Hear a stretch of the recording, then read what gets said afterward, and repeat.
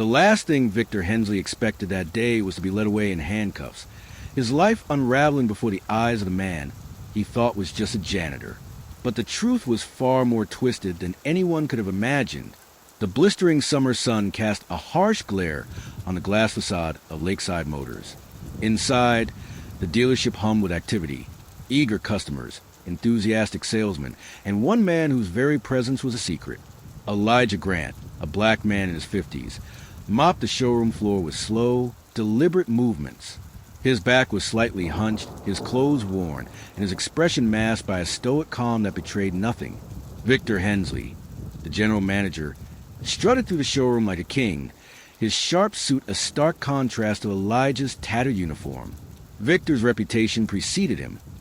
A man as ruthless as he was arrogant, a man who had built his career by stepping on others. Victor paused mid-stride, noticing Elijah mopping near a brand-new luxury sedan. His jaw clenched. "Hey!" he snapped, gesturing aggressively. "You missed a spot, old man. Maybe if you actually did your job right, we wouldn't have to keep you around."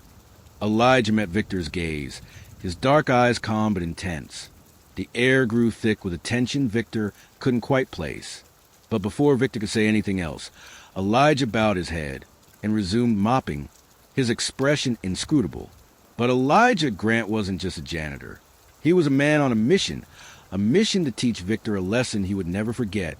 Later that evening, as the sun dipped below the horizon, Victor sat in his office, the glow of his computer screen casting eerie shadows across the walls. He poured himself a glass of bourbon, his mind wandering back to the encounter with the janitor.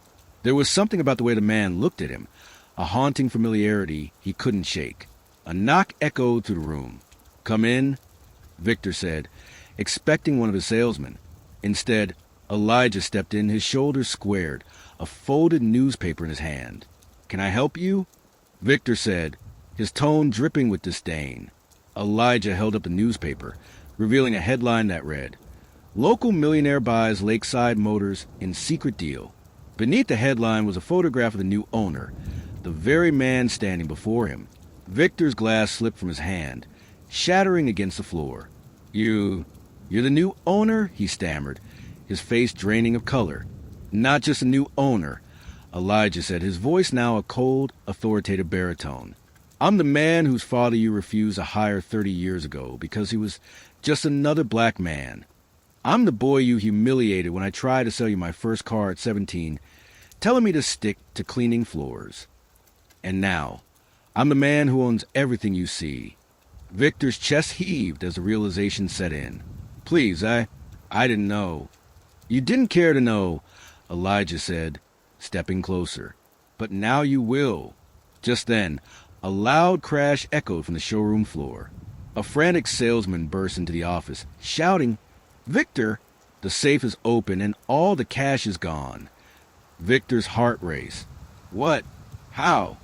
Elijah watched Victor carefully. His eyes narrowed. "Interesting. You were the only one with the safe code, weren't you?" Victor's jaw dropped. "You think I did this?" "I don't know," Elijah said, crossing his arms. "But I suggest we call the police and let them figure it out." As the sirens wailed in the distance, Victor felt the walls closing in, the weight of his past sins pressing down on him like a vice.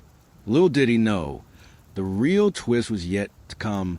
The police arrived and began their investigation. Detective Marla Kincaid, a seasoned investigator known for her razor-sharp instincts, took charge. Victor, now visibly sweating, maintained his innocence, but his eyes darted nervously around the room. Elijah remained silent, his expression stern and unreadable. "Victor, can you account for your whereabouts over the past hour?" Detective Kincaid asked, flipping open her notepad. "I was right here in my office," Victor said, his voice cracking. "I was going through sales reports." "Alone?" Kincaid pressed. Victor hesitated. "Yes." Kincaid glanced at the shattered glass on the floor. "Drinking on the job?" It was just one drink," Victor muttered. "I was stressed." "Stress can make people do irrational things," Kincaid said, raising an eyebrow, "like opening a safe and taking cash." "I didn't take anything." Victor snapped, his face flushed. Check the security cameras. Kincaid nodded to her partner, Officer Lewis, who immediately went to review the footage.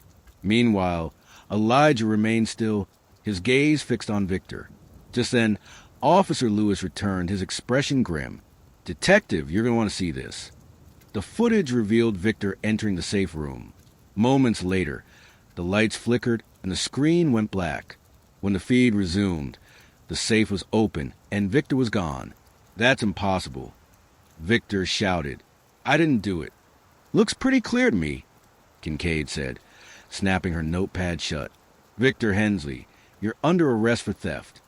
As Victor was led away in handcuffs, he caught one last glimpse of Elijah, who stood in the shadows, a satisfied smirk playing on his lips.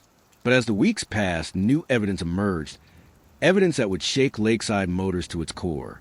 Security footage from a nearby building revealed another figure entering the safe room moments before Victor, a man in a janitor's uniform, face obscured by a hood. When Detective Kincaid confronted Elijah with the footage, he finally confessed. "It was me," he said, his eyes darkening. "I wanted to teach Victor a lesson, show him how it feels to be wrongly accused. But I never intended for it to go this far." Now, both men stood accused, one of theft, the other of orchestrating a cruel, twisted scheme to seek revenge. And as they faced the courtroom, the true cost of prejudice and unchecked ambition finally came crashing down around them. But the courtroom battle was just a beginning, to be continued.